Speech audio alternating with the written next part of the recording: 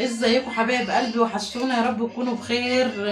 عايزه اقول لكم النهارده جايه لكم بحلقه جديده. بقى النهارده اوريكم طريقه عمل الممبار. عايزه اقول لكم ريحته طعمه حكايه بيجيب لاخر الدنيا. فانا النهارده اوريكم المكونات واوريكم الطريقه وكل حاجه لحظه بلحظه معانا. بس قبل ده كله بقى ما تنسوش بقى تشتركوا لنا في القناه وتفعلوا الجرس عشان يوصل لكم مننا كل جديد. وعايزه اقول لكم انا مبسوطه جدا بدعمكم لينا وبتعليقاتكم الجميله. ويا رب ان شاء الله كده تكونوا بخير. فان شاء الله بقى هوريكم كل حاجة. وعايزة بقى مع بعض كده تشوفوا بنعمله ازاي، الناس اللي مش متعلمة طريقته والمفروض يبقى ازاي، وليه بيختلف طعم من طعم يعني من ناس لناس. بيبقى نفس سبحان الله من ناحية، ومن ناحية تانية برضو البهارات اللي انت بتحطيها. وهوريكم كل حاجة مع بعض. اهم حاجه ما تنسوش تشتركوا لنا في القناه وتفعلوا الجرس عشان يوصل لكم مننا كل جديد. حبايب قلبي، احلى جمهوريه في الدنيا جمهوريه عبد الحميد وجهاد ونسوم. هوريكم بقى معايا كل حاجه دلوقتي تشوفوها لحظه بلحظه. اهو بقى يا حبايب قلبي هوريكم بقى كل المكونات مع بعض، ايه اللي المفروض بنستخدمه وبنعمل ايه. فهوريكم بقى اهو زي ما انتم شايفين. طبعا الخضار بيكون بكمية كبيرة جدا. يعني هو الممبار بيحب الخضار كتير جدا. بنقطع عليه قطع طماطم صغيرة زي ما انتم شايفين اهو. طبعا انا هقلبهم على بعض كمية الخضار اهي والطماطم.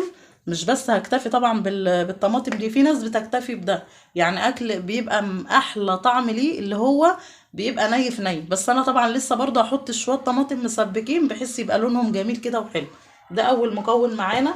البصل اهو طبعا هضربه بقى في الكبه ومعاه قرنين فلفل حار. ما شاء الله في ناس بتحب الحار، زي ما انت ما تحبي حطي مفيش مشكله.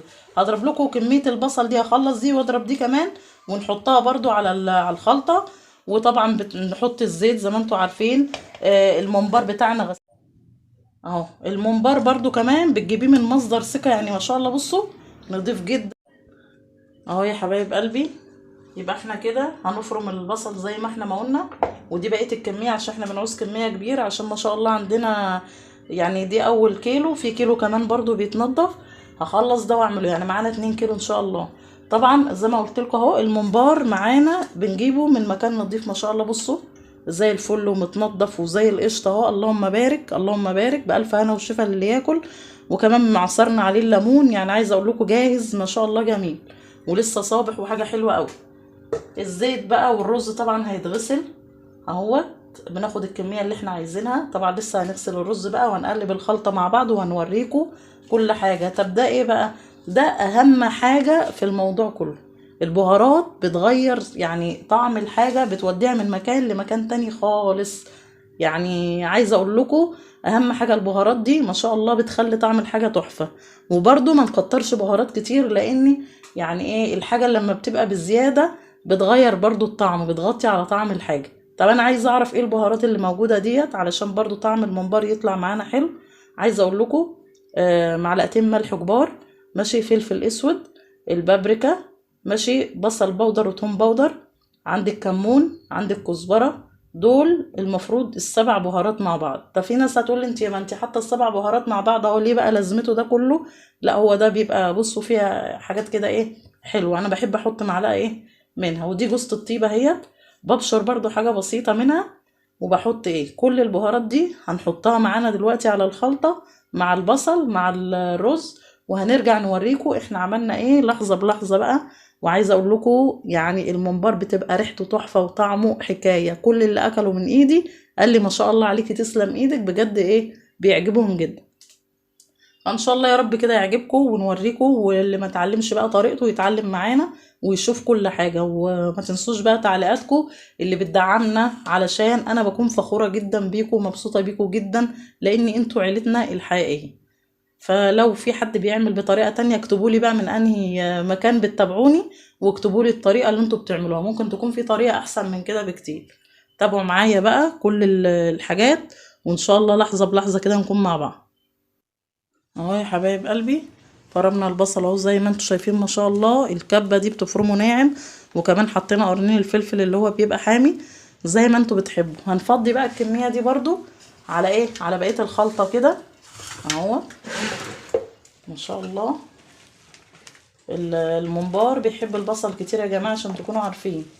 ولسه في مكون كمان برضو انا هوريهولكم اهو. بس افضي بقى كمية البصل دي اهو.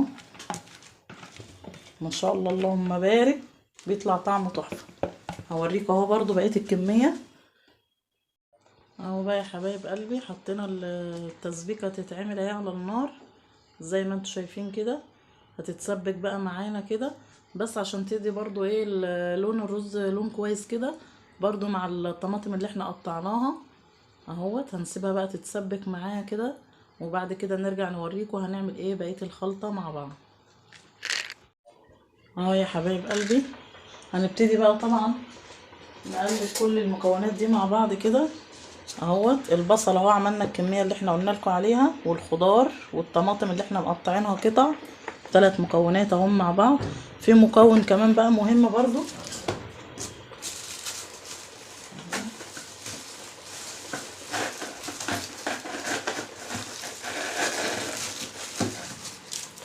وهو ده اللي احنا عملناه مع بعض امبارح، اللي هو الثوم على الفلفل الحار.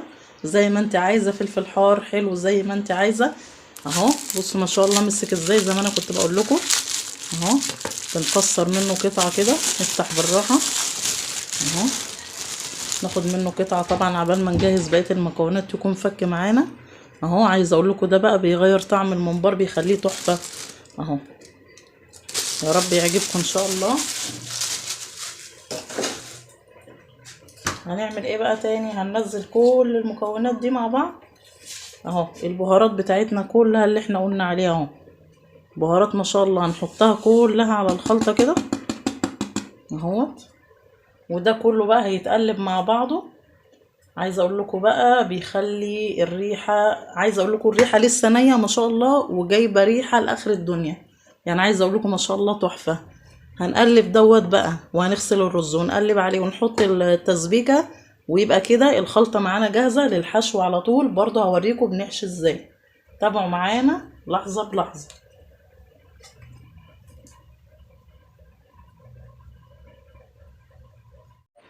اهو. جوزة الطيب برضو اللي احنا قلنا هنبشرها اهو مع بعض اهو، حاجة بسيطة كده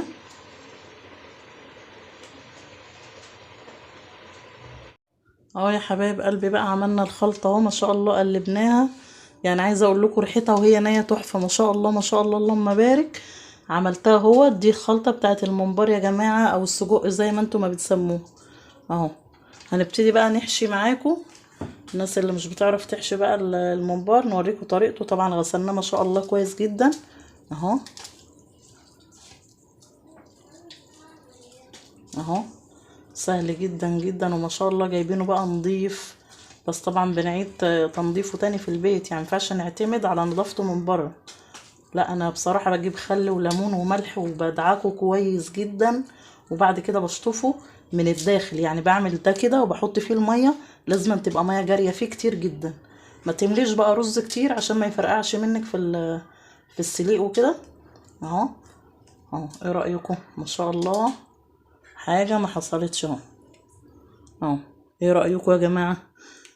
هنعمل بقى كذا واحد ونوريكم برضو ايه عملنا ايه مع بعض. كمان واحد اهو عشان الناس اللي مش بتعرف تحشي الممبار يا جماعة. كل واحد برضو ليه طريقة اهو.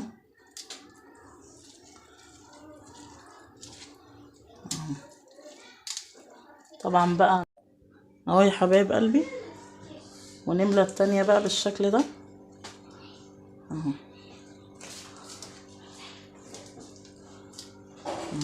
ما نملاش قوي علشان لما يتسلق ما ينفجرش مننا او يتفك مننا ايه اهو.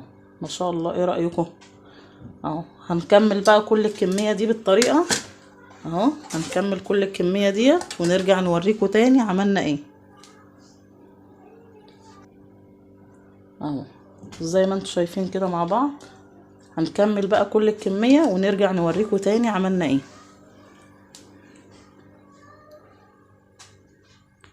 اهو يا حبايب قلبي. بقى اهو سقطنا الممبار اهوت.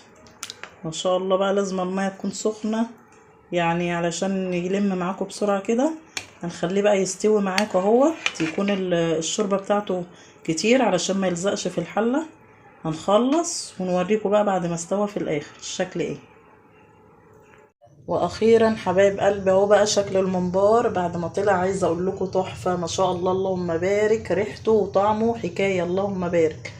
قولوا لي بقى لو عجبكم في التعليقات، قولوا لي ايه رايكم بقى. اهو اهو ما شاء الله، ولا احلى ممبار ممكن تاكليه يعني. عايزه اقول لك تحفه اهو.